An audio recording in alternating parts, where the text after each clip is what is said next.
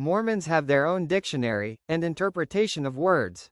For example, the word truth has a different meaning for Mormons. According to the generally accepted definition, truth is the property of being in accord with fact or reality. However, for Mormons, if something feels good, it means that it is true, even if the evidence shows that it is false.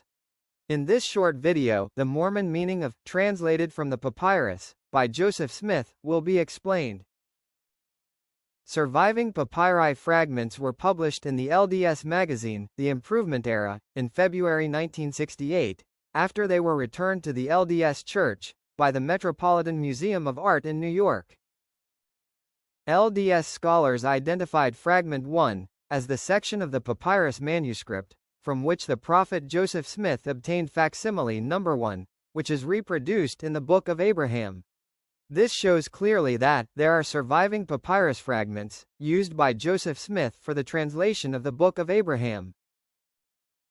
To the left of Fragment 1, Fragment 11 is shown, with 5 Egyptian characters that were translated by Joseph Smith to produce verses 11 to 19 in Chapter 1 of the Book of Abraham. This shows once more that we have surviving fragments that were used by Joseph Smith to translate the Book of Abraham from the papyrus. Let's focus on 2 of the Egyptian characters from Papyri Fragment 11. According to Egyptologist Dr. Rittner, both characters together stand for the word lake in English. The first symbol is the phonetic glyph, and the second glyph is the determinative for water. The translation by Joseph Smith can be found in Book of Abraham, Manuscript C, that is published as part of the Joseph Smith Papers. Although each Egyptian character represents only part of a single word, Joseph Smith made up a whole bunch of English words for each Egyptian symbol. Let's illustrate how Mormons stretch the meaning of the word translation by looking at Figure 7 in facsimile number 2. Compare the Freely translation by Joseph Smith with the translation by Egyptologists. Despite the fact that Papyrus Fragment 1 was used by Joseph Smith to produce facsimile number 1, and that historical records prove that Papyrus Fragment 11 was used as the source text for chapters 1 and 2 in the Book of Abraham, apologists can still convince gullible Mormons that the papyri for the Book of Abraham are missing.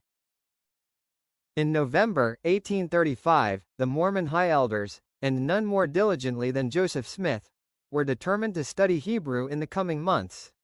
In January 1836, Professor Satius was hired to teach Hebrew until the end of March. Joseph Smith began to translate from the Hebrew Bible in February 1836. Joseph Smith's limited knowledge of Hebrew influenced Mormon scriptures and teachings. His most ambitious use of Hebrew is found in the Book of Abraham, and in the King Follett Discourse. In the Book of Moses, Joseph Smith positively, militantly makes God singular in recounting the creation of the universe and does not at all depart from monotheism in the first 3 chapters of the Book of Abraham nor in the explanations of the 3 facsimiles. Although Elohim is a kind of plural form, it is always translated as God. Professor Satius's manual invariably treats the Elohim of the Israelites as singular, although the word is plural in form, and he explains the plural form as a pluralis excellentiae. However, Joseph Smith mistakenly believed that Elohim means gods. While incarcerated in Liberty Jail, Missouri, in 1839, Smith gave instructions to the church that included a shift from a belief in monotheism, one God, to polytheism, many gods. Refer to the Doctrines and Covenants, section 121 verse 28 and verse 32. By the time Smith worked on the last chapters of the Book of Abraham, in early March 1842, he had come to accept polytheism, which is related to the fact that Elohim in Hebrew is a plural form.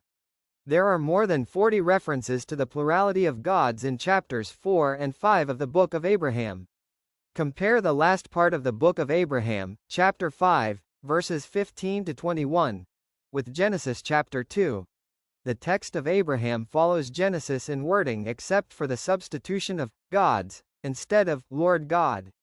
It should be highlighted that nearly half of the Book of Abraham clearly reflects a dependency upon the King James Version of Genesis, so papyrus sometimes means King James Version of the Bible. For Mormons, the word translation does not really mean translation, but as long as the translated text makes you feel good, it must be true, even if the translation is wrong. The papyri fragments that were used by Joseph Smith as the source for the Book of Abraham were not written by the hand of Abraham. These fragments are from the breathing permit of Hor. Joseph Smith copied almost 50% from the KJV version of Genesis. So in Mormon terminology, the KJV Bible can also refer to papyri with Egyptian characters. In Joseph Smith's dictionary, copying from Genesis is a synonym for translation. Joseph Smith attended a class in Hebrew, but he mistakenly translated the Hebrew word Elohim to gods, only in the last 2 chapters of the Book of Abraham, although his teacher, Satius, had explained in his manual that the correct translation is God. Elohim is a pluralis excellentiae. Translation from the papyrus by Joseph Smith really means a story made up by him, illustrated with some facsimiles with Egyptian figures and characters, with an erroneous explanation given by the prophet, translator, seer, and revelator. Louis C. Zucker, professor emeritus of English and lecturer in Hebrew, concluded in his paper that Joseph Smith was an artist of religion, who transformed the Hebrew of the Bible to suit his own purposes freely, when he produced the Book of Abraham. It should be clear for every person with basic critical thinking skills, that Joseph Smith was not able to translate Egyptian characters, and that the Book of Abraham is fraud. When Joseph Smith published the first edition of the Book of Mormon in 1830, he had a modalist view of the Godhead.